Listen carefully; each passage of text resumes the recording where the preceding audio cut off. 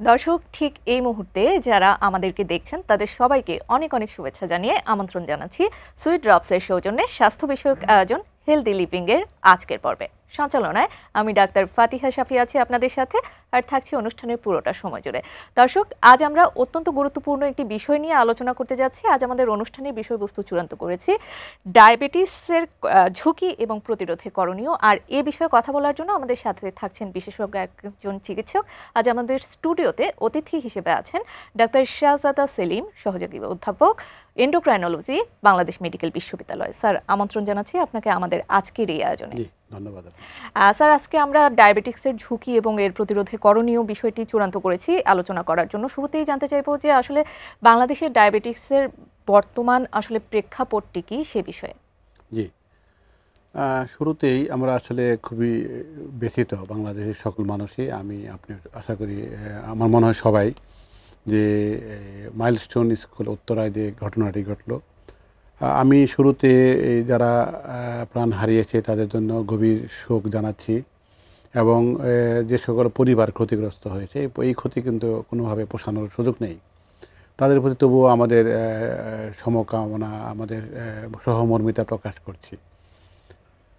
বাংলাদেশ যদি আমি অন্য অনেক দেশের সাথে তুলনা করি, বাংলাদেশের মানুষের ডায়াবেটিসের ঝুঁকির তীব্রতা অনেক বেশি। সেটি কতজন মানুষের ডায়াবেটিস হয়েছে সেটি একটি হিসাব, আবার কতজন মানুষ ডায়াবেটিসের সম্ভাবনার মধ্যে রয়ে গেছে আরেকটি হিসাব। যে কোনো হিসাবেই কিন্তু বাংলাদেশ খুব ঝুঁকিতে মানে নাজুক অবস্থাতে রয়ে গেছে। যেমন এখন সারা পৃথিবীতে ডায়াবেটিসের রোগীর সংখ্যা হিসাবে বাংলাদেশ কিন্তু সপ্তম অবস্থানে, যেটা 2025-এর আগে ছিল অষ্টম অবস্থানে। মানে আমরা আরও খারাপের দিকে গিয়েছি, এবং এটি কিন্তু ধারাবাহিকভাবে বেড়ে যাচ্ছে ডায়াবেটিসের রোগীর সংখ্যা। এখন ডায়াবেটিসের রোগীর সংখ্যা বাড়াটা কতটা গুরুত্বপূর্ণ? খুবই গুরুত্বপূর্ণ। কারণ হলো ডায়াবেটিসের প্রতিটা রোগী অন্য অনেকগুলো রোগের কারণ হয়ে দাঁড়াচ্ছে। যেমন আপনি যদি আশেপাশে খেয়াল করেন যে মানুষগুলো কিডনি খারাপের জন্য ডায়ালাইসিস করছেন, যাদের কিডনি ট্রান্সপ্লান্টেশন করতে হচ্ছে, তাদের একটা বড় অংশ ডায়াবেটিসের কারণেই হয়েছে। যাদের ডায়াবেটিস রেটিনোপ্যাথি হয়েছে শুধু ডায়াবেটিসের কারণেই হয়েছে, কিন্তু যাদের ছানি অপারেশন করতে হচ্ছে সেখানে কিন্তু ডায়াবেটিস একটা বড় কারণ। হৃদরোগের যত মানুষ মারা যাচ্ছে তার অর্ধেকের বেশি ডায়াবেটিসের জন্যই শুধু মারা গেলেন। আবার ডায়াবেটিসের রোগীর প্রায় 10 জনের 8 জন হৃদরোগে মারা যান। সন্তান নিতে ব্যর্থ হচ্ছেন, তাদের একটা বড় অংশ কিন্তু হয় দুজনই অথবা একজন ডায়াবেটিসে আক্রান্ত। মানসিক অবসাদ থেকে শুরু করে ডিপ্রেশন, যে কোনোগুলো মানে ডায়াবেটিসের সাথে যুক্ত। তাহলে আমরা যদি যে কোনো মূল্যমানে হিসাব করি, জীবনের মূল্যমান, সেখানেও ডায়াবেটিস একটা বড় আঘাত করছে। আর্থিক মূল্যায়ন যদি বলি, গত 2025 সনে ইন্টারন্যাশনাল ডায়াবেটিস ফেডারেশন যে ডায়াবেটিস অ্যাটলাস পাবলিশ করেছে, তারা সেখানে দেখিয়েছে যে কোনো দেশের স্বাস্থ্য খাতের মোট খরচের 10% বেশি শুধুমাত্র ডায়াবেটিসের কারণে খরচ হচ্ছে। তাহলে এত বড় ঝুঁকি তৈরি করছে, কিন্তু সেই ঝুঁকিতে কিন্তু বাংলাদেশ একদম মারাত্মক আকারে রয়ে গেছে। তাহলে কেন বাংলাদেশের মানুষ এই তীব্র ঝুঁকিতে রয়ে গেছে সেটা কিন্তু আমাদের বুঝতে হবে, এবং বুঝে কি করতে হয় সেটি করতে হবে। এখন এর পিছনে বড় বড় কারণগুলোর মধ্যে যদি আমি 1 নম্বর কারণ বলি, সেটি হলো খাদ্য ব্যবস্থাপনা। আমাদের বাংলাদেশের সামগ্রিক অর্থে আমরা যেভাবে খাদ্য গ্রহণ করি, যে কোনো স্তরের মানুষ, যে কোনো আর্থিক অবস্থার মানুষ, সেটি ডায়াবেটিস হওয়ার জন্যই সহায়ক, প্রতিরোধের জন্য নয়। একই সাথে আমাদের এখন দৈনন্দিন জীবনযাপনে শারীরিক পরিশ্রম করার প্রয়োজনীয়তা কমে গেছে, আগ্রহ কমে গিয়েছে। প্রয়োজনীয়তা কমে গিয়েছে মানে আমরা যান্ত্রিক সুবিধা পাচ্ছি, অর্থনৈতিক উন্নতি হয়েছে, সেগুলোও সুবিধা নিতে পারছি। আর আগ্রহ কমের বিভিন্ন কারণ আছে। যেমন যদি ঢাকা শহরের প্রতিটি মানুষ চান যে উনি প্রতিদিন বিকালবেলা হাঁটবেন বা রাতের বেলা হাঁটবেন, পারবে? এত জায়গা আছে, পার্ক নেই, রাস্তাঘাট হাঁটার মতো উপযোগী নয়, গ্রামের মানুষরাও চাইলে পারবে না। নিরাপত্তাহীনতাও রয়ে গেছে। রাস্তার বা পার্কের সংকুলন থেকে শুরু করে একাডেমিক প্রতিষ্ঠানগুলো, শিক্ষা প্রতিষ্ঠানগুলো, সেখানেও কিন্তু খেলাধুলার মতো ওইরকম ব্যবস্থাপনা নেই। তাহলে সামগ্রিকভাবে আমাদের খাদ্য ডায়াবেটিসের দিকে ঠেলে দিচ্ছে, শারীরিক শ্রম সেদিকে ঠেলে দিচ্ছে। আমরা সাম্প্রতিক গবেষণাতে প্রায় 60টি জিন পেয়েছি যেগুলো ডায়াবেটিস হওয়ার পেছনে যুক্ত হতে পারে। আমাদের দৈনন্দিন জীবনযাপনে মানসিক চাপ বাড়ছে, এটিও কিন্তু ডায়াবেটিস হওয়ার জন্য সহায়তা করছে।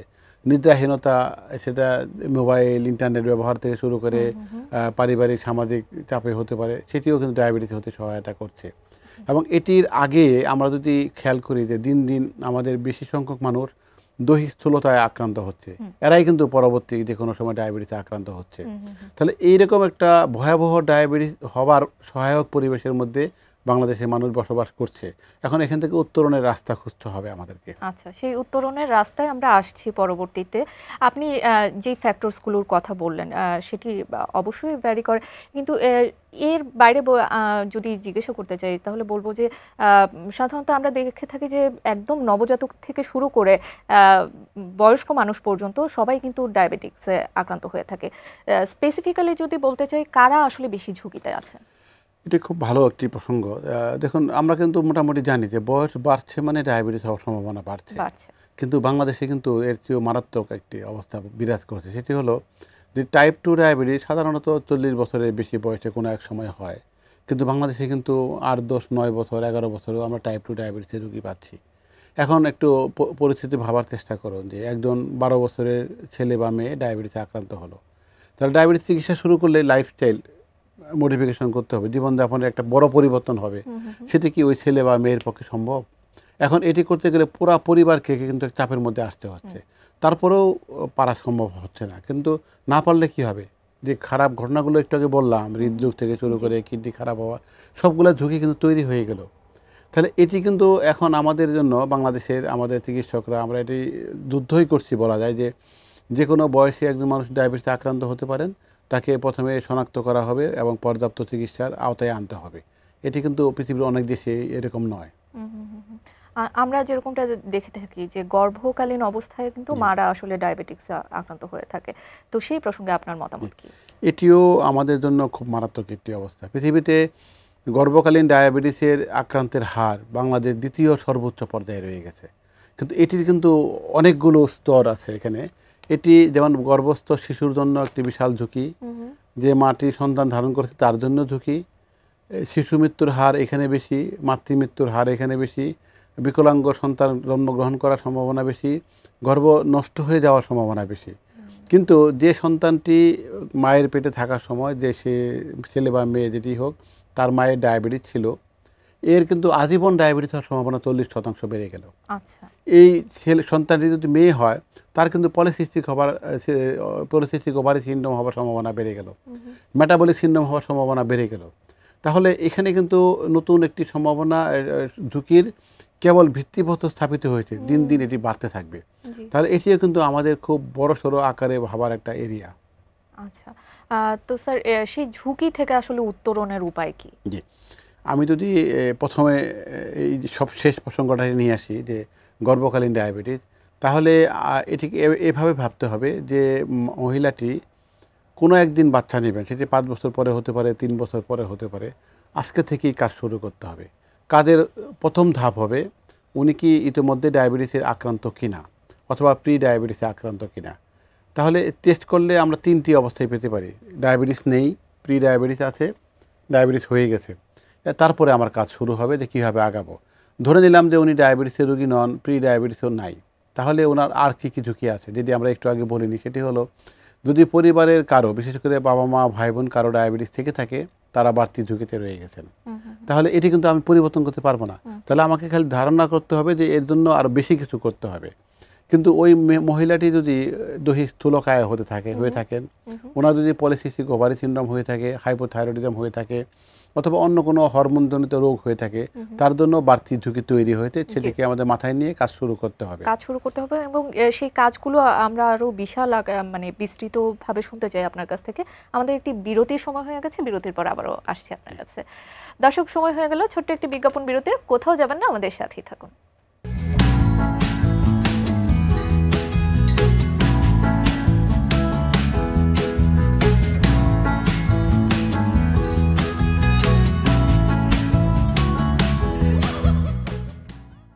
বিজ্ঞাপন বিরতির পর আবারও আমন্ত্রণ জানাচ্ছি আমাদের আজকের এই আয়োজনে। আমরা কথা বলছিলাম ডায়াবেটিক্সের ঝুঁকি এবং প্রতিরোধে করণীয়, সাথে আছেন বিশেষজ্ঞ একজন চিকিৎসক।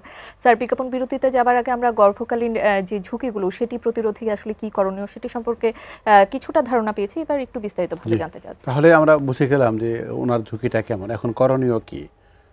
পলিসিস্টিক ওভারি সিনড্রোমের কিন্তু চিকিৎসা আছে, কিন্তু চিকিৎসা মানে এই নয় যে রোগটি সেরে গেল, কিন্তু যে সমস্যাগুলো তৈরি করছিল সেগুলো মোটামুটি দূর করা সম্ভব। কিন্তু এখন কিন্তু একটু আগে যেরকম বললাম দৈহিক স্থূলকায় রোগীর সংখ্যা বেড়ে গেছে, সুতরাং ওনার ওই উচ্চতায় ওই বয়সে কতটুকু ওজন থাকা উচিত সেটি আমাদের অর্জন করার চেষ্টা করতে হবে। আর যদি অন্য কোনো রোগ থেকে থাকে পর্যাপ্ত চিকিৎসা করতে হবে। এখন এখানে শুরুতেই কিন্তু লাইফস্টাইল মডিফিকেশন, জীবনযাপন পরিবর্তন, তাহলে ক্যালোরি কমাতে হবে। এবং এখানে দুইটা অংশ কিন্তু, একটা হলো খাদ্য ব্যবস্থাপনা আর একটা হলো শারীরিক শ্রম। তো খাদ্য ব্যবস্থাপনা যদি আমি আগে যে বললাম যে আমাদের বাংলাদেশের খাবার ধরনটা ডায়াবেটিস হতে সহায়তা করে, সেটিকে আমি একবারে যুক্ত করে বলতে চাই যে আমরা প্রচুর শর্করা খাই। আচ্ছা। বাংলাদেশের একজন ডায়াবেটিস নেই এমন মানুষ প্রায় প্রতিদিন যে পরিমাণ খাবার খাচ্ছেন তার থেকে যা ক্যালোরি পাচ্ছেন এর প্রায় 80 থেকে 90% আসে শর্করা জাতীয় খাবার থেকে, যেটি আসলে 40% হওয়া উচিত ছিল। আর আমরা কিন্তু আরেকটি খারাপ অবস্থাতে রয়েছি, পৃথিবীতে আমিষ জাতীয় খাবার খাওয়ার মানুষদের মধ্যে বাংলাদেশ হলো সর্বনিম্ন। আবার শাকসবজি, অন্য ভেজিটেবল আমরা কিন্তু কম খাই, কিন্তু আলুকে আমরা শাকসবজি দলভুক্ত করি। আলু কিন্তু মোটেও শাকসবজি দলভুক্ত হবে না, শর্করা দলভুক্ত হবে। তাহলে এটি একটা। দ্বিতীয় হলো বাংলাদেশের মানুষের খাবারের প্রবণতা হলো প্রচুর খাবে আবার দীর্ঘ সময় না খেয়ে থাকে। এটি কিন্তু স্বাস্থ্যকর নয়। স্বাস্থ্যকর হবে যে উনি অল্প অল্প করে বারবারে খাবেন, প্রায় 2.5 থেকে 3 ঘন্টা গ্যাপ থাকবে।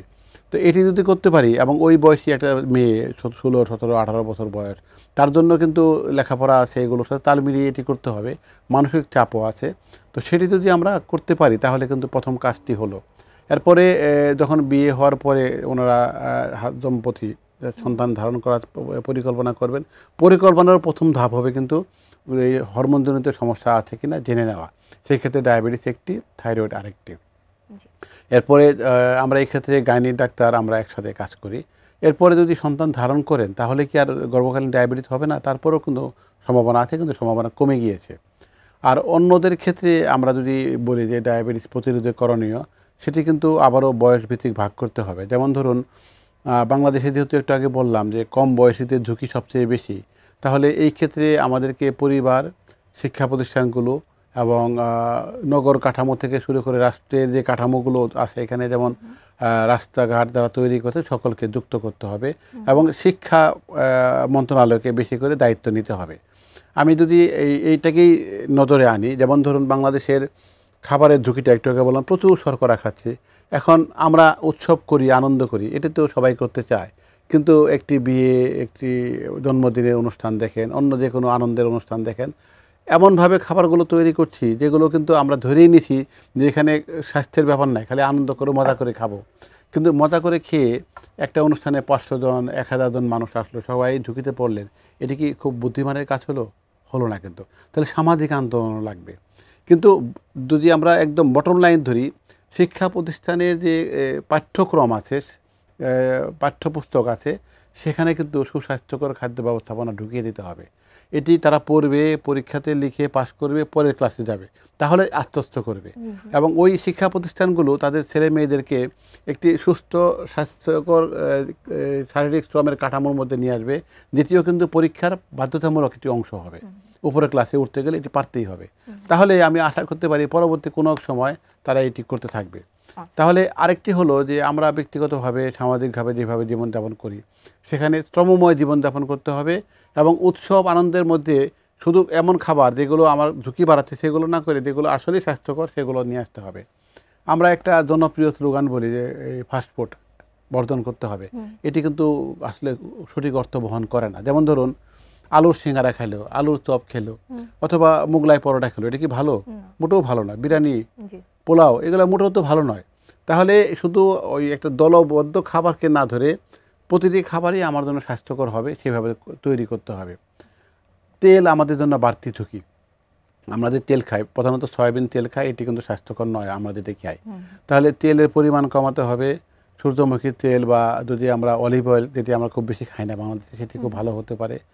আরেকটি হলো যেটিও দুর্ভাগ্যজনক, যে আমরা কিন্তু সামুদ্রিক মাছ খেতে অভ্যস্ত নই। যদিও সামুদ্রিক মাছ খুব নাই তা না, কিন্তু আমরা রপ্তানি করি শুধু। সামুদ্রিক মাছ কিন্তু খুব ভালো। আমাদের এখানে চর্বির ঝুঁকিগুলো তৈরি করছে রান্নার তেল এবং মাংসের চর্বি। তাহলে বেশি বয়সী বা যাদের ডায়াবেটিস বা হৃদরোগের ঝুঁকি আছে তারা কিন্তু মাংসের চর্বি কমিয়ে ফেলবেন, কম বয়সীরা খেতে পারে। তাহলে এটি কিন্তু আমাদের সামাজিকভাবে এটিকে প্রতিষ্ঠিত করতে হবে। তাহলে সামগ্রিক অর্থে সঠিক খাদ্য ব্যবস্থাপনা এবং শারীরিক শ্রম নির্ভর একটি জীবনযাপন করতে হবে। এইখানে কিন্তু অফিসগুলো তাদের কর্মচারীদেরকে বাধ্য করতে পারে, শিক্ষা প্রতিষ্ঠান করতে পারে এবং নগর পরিকল্পনা, আবারও বলছি যে রাষ্ট্রের টোটাল পরিকল্পনাতে সুস্বাস্থ্যকর একটি মনোভাব নিয়ে আসতে হবে, যেটি শেষ পর্যন্ত গিয়ে ডায়াবেটিস প্রতিরোধে সহায়তা করতে পারে, সহায়ক ভূমিকা পালন করতে পারে। অসংখ্য ধন্যবাদ স্যার। আমরা আশা করছি যে এই উদ্যোগটি আসলে গৃহীত হবে খুব শীঘ্রই। এবার আপনার কাছে আসলে খুবই ছোট্ট করে আসলে জানতে চাইবো যে এই যে ডায়াবেটিক্সের যে চিকিৎসা প্রক্রিয়া, সেটি আপনি বললেন যে এটি আসলে সারা জীবনই চালিয়ে যেতে হয়। সেটি যদি সারা জীবন না চালানো হয় বা কেউ যদি অবগত না থাকে সে ডায়াবেটিকে আক্রান্ত কিনা, তাহলে সেক্ষেত্রে আসলে কি করণীয়? আর অনেকেই আর্টিফিশিয়াল সুগারের যে বিষয়টি সেটি ইউজ করে থাকেন, এই বিষয়ে আসলে আপনার অভিমত কি? না, করণীয় যেটি, এটি কিন্তু আবারও আমাদের গবেষণার ফলাফল কিন্তু সন্তোষজনক নয়। গবেষণাটি খুব ভালো, আমি সেটি তথ্যটি বলছি। দেখা গেছে বাংলাদেশে যারা মনে করছেন যে ডায়াবেটিস নেই প্রাপ্তবয়স্ক, তাদের আসলে 61.5 জনের ডায়াবেটিস আছে। মানে তাহলে এই 100 জনের মধ্যে 62 জন ডায়াবেটিস নিয়েও ভাবছেন ডায়াবেটিস নেই। তাহলে সেই ক্ষেত্রে আমরা যদি ডায়াবেটিস প্রতিরোধ করতে চাই, তাহলে প্রথমে জেনে নিতে হবে যে উনি ইতিমধ্যে ডায়াবেটিস রোগী হয়ে গেছেন কিনা। আমরা কিন্তু চেষ্টা করছি যে বাংলাদেশের সকল মানুষকে এখানে এই স্ক্রিনিংয়ের আওতায় আনতে, কিন্তু পারা যাচ্ছে না। কারণ হলো বিশাল একটা ব্যয়বহুল প্রক্রিয়া। রাষ্ট্র চাইলে পারে, কিন্তু ব্যক্তিগতভাবে আমরা কিন্তু পারবো না। তাহলে যেটি করতে পারি, যে আমি একটু আগে যে কাঠামোগুলো বললাম, যে শিক্ষা প্রতিষ্ঠান তাদের সকল কর্মচারী থেকে শুরু করে সকল শিক্ষার্থীকে ডায়াবেটিসের চিকিৎসা স্ক্রিনিং করতে পারে। প্রতিটি অফিস কিন্তু এটি করারই কথা, বছরে একবার করে পরীক্ষা করার কথা, কিন্তু আসলে বাস্তবে কিন্তু হয় না। সরকারি এবং বেসরকারি সকল অফিস কিন্তু এটি করতে পারে। এর বাইরে যারা ব্যবসা করছেন তারাও কিন্তু একটা অফিস চালান, সেখানেও করতে পারেন। তারপরেও যারা বাইরে থাকবে তাদের কিন্তু রাষ্ট্র উদ্যোগ নিয়ে হতে পারে যে আমরা একবার সারা দেশের মানুষকে স্ক্রিনিং করে ফেললাম, তাহলে কিন্তু এখন প্রায় 2 কোটি ডায়াবেটিসের রোগী আছে, সেটা কিন্তু বেড়ে গিয়ে 3 কোটি 4 কোটি হতে পারে। যাই দ্বারা তাদের তখন চিকিৎসার আওতায় আনতে হবে। যাদের নেই তাদেরকে ঝুঁকি কতটুকু সেটার আমরা আজকে আলোচনা দেখি। ওই ঝুঁকির ভিত্তিতে কম ঝুঁকি, বেশি ঝুঁকি এইভাবে ভাগ করে পরবর্তীতে ডায়াবেটিস প্রতিরোধের জন্য আমরা কার্যক্রম চালাতে পারি। এখন ধরা পড়ার পরে যে চিকিৎসার ব্যাপারে একটু আগে যেটি বললাম, এখানে আমরা অনেক সময় ভুলে যাই যে ডায়াবেটিসের চিকিৎসার খরচ কেমন। ডায়াবেটিস চিকিৎসা কিন্তু আসলেই ব্যয়বহুল। একটু আগে যেটি বললাম যে সারা পৃথিবীতে স্বাস্থ্য খাতে যা খরচ হয়, শুধু ডায়াবেটিসের পিছনে 10% বেশি খরচ হয়। তাহলে এটিকে যদি আমরা কমাতে চাই, তাহলে প্রতিরোধকেই কিন্তু আমাদের জোরদার করতে হবে। কিন্তু ধরা পড়ার পরে কারো ট্যাবলেট দিয়ে চিকিৎসা করা যায়, কারো ইনসুলিন দিয়ে চিকিৎসা করা যায়। এখন কিন্তু আরও মডার্ন অনেক চিকিৎসা পদ্ধতি এসে গেছে, কিন্তু সেগুলো কিন্তু অবশ্যই ব্যয়বহুল, কিন্তু ফলাফল অনেক ভালো। যেমন ডায়াবেটিসের চিকিৎসা শুধু রক্তে গ্লুকোজ কমানো নয়, কিন্তু হৃদরোগের ঝুঁকি কমাতে হবে, ওজন কমাতে হবে, কোলেস্টেরল ঠিক রাখতে হবে, কিডনির রোগের ঝুঁকি কমাতে হবে, চোখের ছানি রেটিনোপ্যাথি কমাতে হবে, মানসিক সুস্থতা অর্জন করতে হবে এবং কোয়ালিটি অফ লাইফ বজায় রাখতে হবে। তো এগুলো কিন্তু অনেক ব্যয়বহুল এবং সারা জীবনের কাজ। কিন্তু আমি ছোট্ট করে একটি বলি, ডায়াবেটিস রেমিশন আমরা এটা কিন্তু বাংলাদেশেও করছি, অন্য দেশেও করছে। মানে বেশ কিছুদিন কিন্তু ওনাকে ওষুধ ছাড়া ডায়াবেটিস মুক্ত রাখা সম্ভব হচ্ছে। তো এটিও কিন্তু খুব আনন্দময় একটি পরিবেশ আমাদের জন্য। জি, অসংখ্য ধন্যবাদ স্যার আপনার অত্যন্ত মূল্যবান সময়ের জন্য। আপনার মাধ্যমে আমরা নিজেরাও জানতে পেরেছি এবং দর্শকদের জানাতে সক্ষম হয়েছি আসলে ডায়াবেটিস প্রতিরোধে আসলে আমাদের কি করণীয় এবং এর ঝুঁকিগুলো কি সেই সম্পর্কে। অসংখ্য ধন্যবাদ আপনার মূল্যবান সময়। দর্শক, আপনাদেরও অসংখ্য ধন্যবাদ আমাদের সাথে এতক্ষণ যুক্ত থাকার জন্য। এই অনুষ্ঠানের মাধ্যমে আমরা জানতে চেষ্টা করেছি এবং আপনাদেরও জানাতে চেষ্টা করেছি ডায়াবেটিসের ঝুঁকি এবং এই প্রসঙ্গে আসলে আমাদের কি করণীয় থাকতে পারে। আশা করছি আমাদের আজকের এই আয়োজন আপনাদের ভালো লেগেছে। আপনাদের ভালো লাগলেই আমরা অনুষ্ঠানে যথার্থতা খুঁজে পাবো। পরবর্তী পর্ব দেখার আমন্ত্রণ জানিয়ে আজকের মতো এখানেই শেষ করছি। সেই পর্যন্ত সবাই ভালো থাকুন, সুস্থ থাকুন আর অবশ্যই এটিএন নিউজের সাথেই থাকুন।